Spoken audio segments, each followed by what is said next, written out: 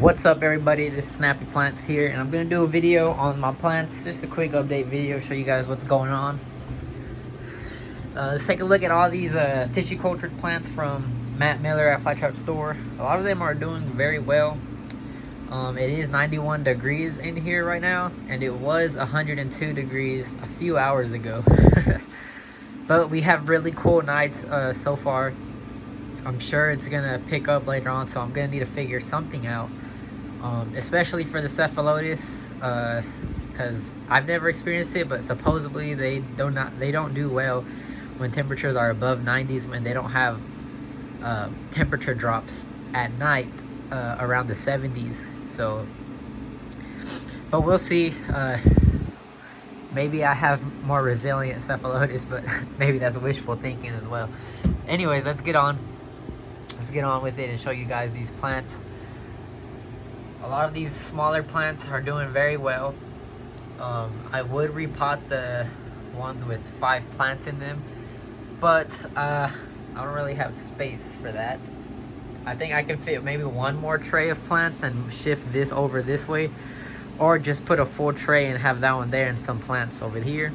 But I don't know, I kind of want to put this somewhere else by itself so it's not in the way of all of this. But yeah, all these traps are looking dope, doing well. Also, one thing I've noticed on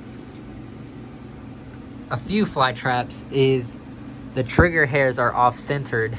So for this one, maybe you can see the trigger hairs are more to the end of the trap than they are on the beginning of the trap. And my theory is that since they are getting a lot of fertilizer, I feel like the traps themselves are stretching.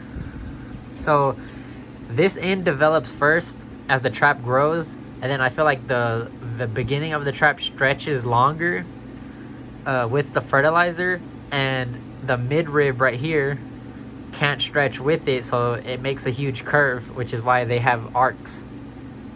At least that's just my theory. But I also believe that's why the trigger hairs are off-centered. Let me see if I can show you guys. You can see here the trigger hairs are more towards the end of the trap than they are in the beginning. And that's on that's on more than one fly trap. More than 2 as well. It's usually the traps with the longer than, like proportionately longer trap than normal, if that makes any sense. For example, like the one I just showed, the trap looks longer than the other traps before it, and the trigger hairs is off-centered. Let's see if I can find a different example. Let's look at this one, for example. You can see how the traps are longer, especially at the beginning right here. It looks like it stretches. And the trigger hairs, oh, you can't really see it on camera, but the trigger hairs in person, I can see it myself, are a little bit off-centered. But yeah, it's just a theory right now. I mean, nobody really knows. I mean, it could be the fertilizer, but I've never noticed that. I try to ask a few friends like if their plants are doing the same thing, and they said all their trigger hairs are centered. And yeah, I don't know. I don't know what's causing that, but it very well could be that the traps are stretching, but I don't know for sure. Anyways, let's move on. Show you guys these plants.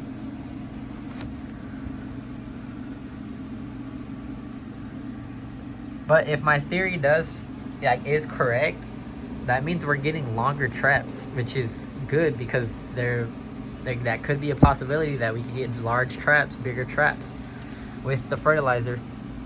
Anyways, here we have Kim Il Sung. It is making 2 new traps, or it has made 2 new traps. They're quite small though, as you can see. Quite small. And then we have the other smaller Kim Il Sung. These are some seed grown. This is crested petio. To be honest, like, I appreciate Pochi added this in for free, but I don't want crested petio. To be honest, it's just a normal cultivar in my opinion. Here we got AR Werewolf.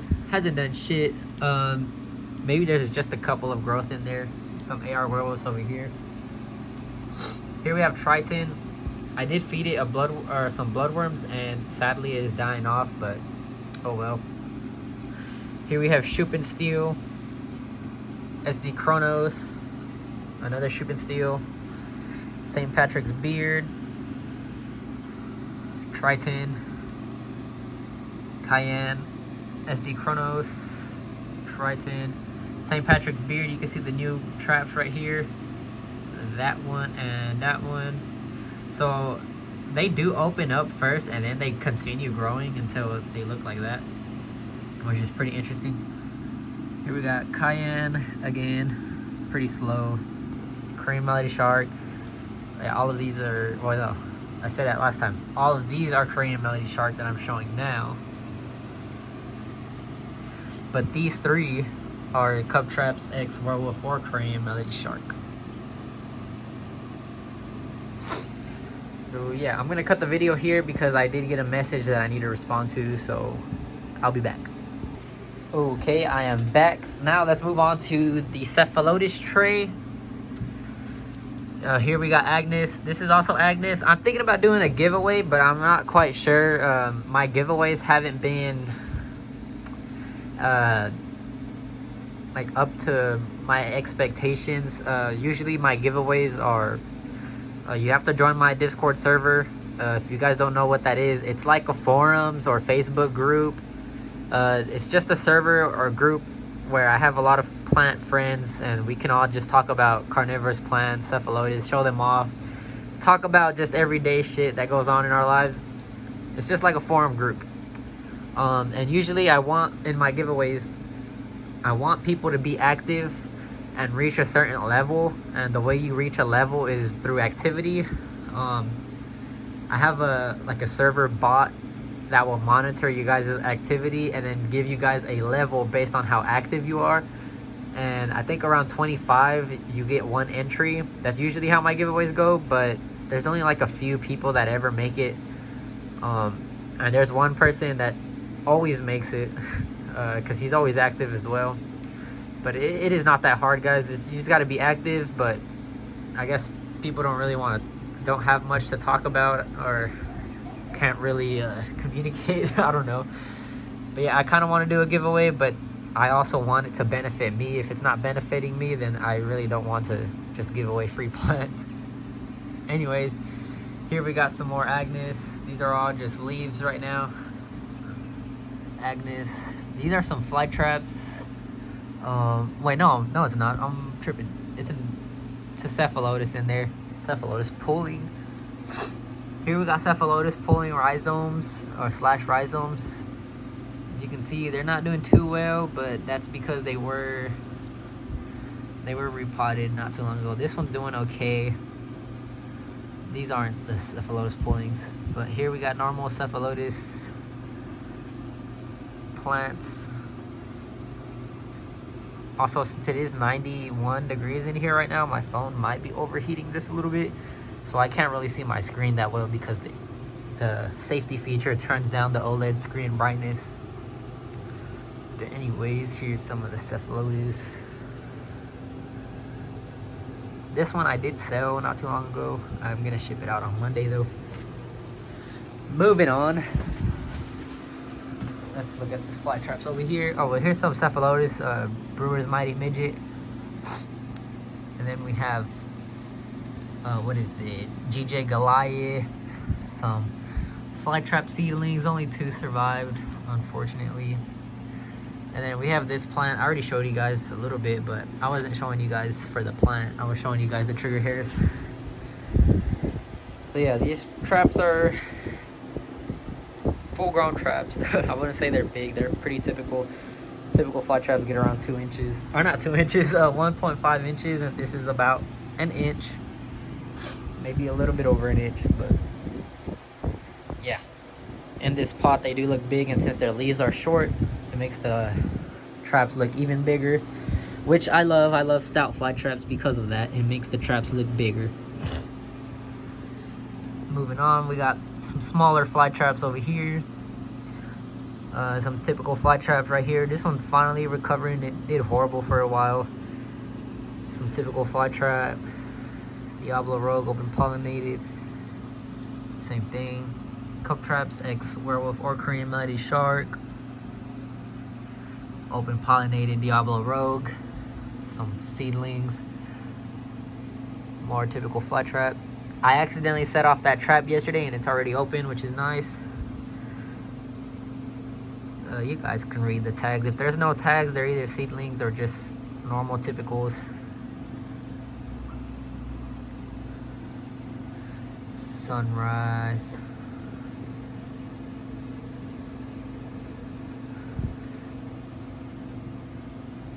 So the sunrise are starting to get some color. So I'm not sure if you guys know, all these sunrise plants were in one big pot like this, and there was a crap ton of plants, and they each had arcs like this. Sunrise is supposed to be like a colorful plant, and I theorized that since because it was clumped up and there was so many plants, as you can see, like around 8-9 plants in one single pot clumped together, it couldn't color up that well because a lot of the light was being blocked by each other. The leaves were blocking light from each other, so they couldn't really get that much light. But now that they're planted in singles, you can see they're getting great light now, so that's good. Or not great light, great color. See the new growth is turning red, which is awesome. Here we have some Flytrap store cephalotus. Remember, these did hit through the freeze. Or these did get hit through the freeze, but a lot of them are recovering well, and I might repot them soon. My next tray might be that, just cephalotus. Here we have a crap ton of leaf pullings that I took of Agnes, because yeah, Agnes is my favorite clone so far for cephalotus. Some Korean Melody Shark, some cephalotus that are growing in. Some cephalotus, more.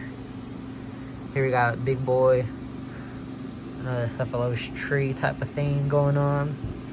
All of these, I might snip these flowers, but I mean, they're kind of too far gone. Flytraps, FTS Incredible Red Hulk. Focus on that trap, it doesn't want to. Here we got Korean Melody Shark lookalikes.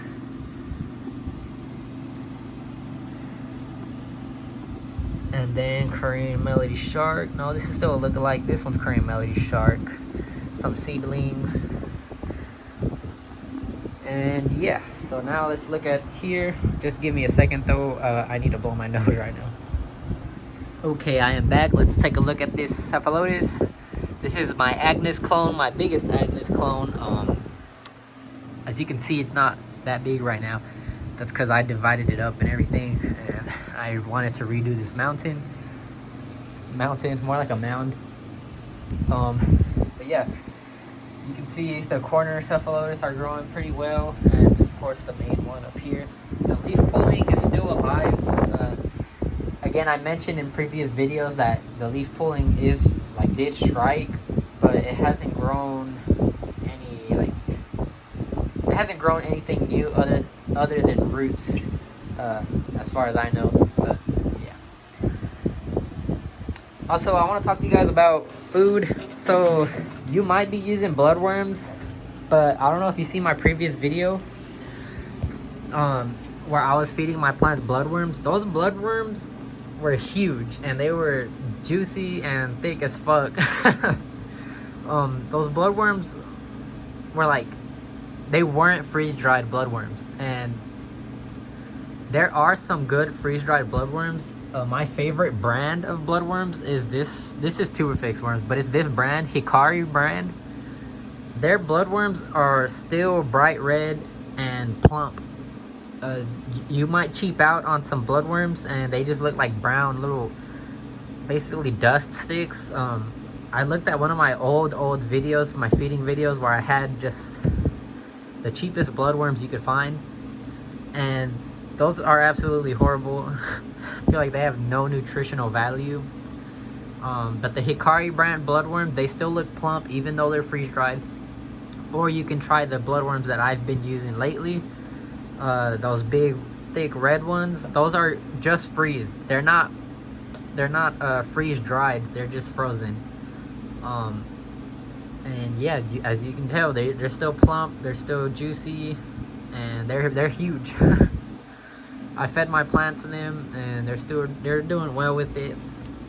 I switched back to bloodworms because these tubifex worms, even though I liked them, these squares were too big to actually fit in their mouths, and it was hard to break it up. And when you did get it breaking up, they're just like small, tiny worms that are just compressed into a block. So whenever you do break it up, all those worms just fall apart, and it was just hard to feed the traps. But with the new bloodworms that I've been trying, they're perfect, and I think I'm gonna stick with those from now on instead of freeze dried stuff. But on one of my videos, I fed this one a huge clump of bloodworms, so this entire mouth is just full of bloodworm. Someone in the comments was like, "Oh, you fed it too much, it's gonna die," but I don't think it will die. You can see some of the juices. But yeah, the trap's still alive, it's not dying. I fed it a crap ton because I wanted to fill up the entire mouth. Because I could. I mean, it fit in there, so why not? Oh no. Anyways, yeah, try to get some plump bloodworms. Hikari brand so far has been the best bloodworm brand that I have found. Even those bloodworms that I fed in the video not too long ago, those fat juicy ones that were frozen, that's also Hikari brand. Their bloodworms are far superior than anything I've ever seen. So definitely try out Hikari brand. I'm not sponsored or nothing, I just really like them. But yeah, anyways, that's enough rambling. I've been going on. Thank you guys for watching. Hope you guys enjoyed. Tell me if I should do a giveaway or not. Are you guys actually going to be active is my question. Because if you guys are, then I will do the giveaway. But if not, then I might just cancel the giveaway halfway through. But anyways, thank you guys for watching. Drop a like, leave a comment, join my Discord, and I'll catch you guys in the next one. Peace.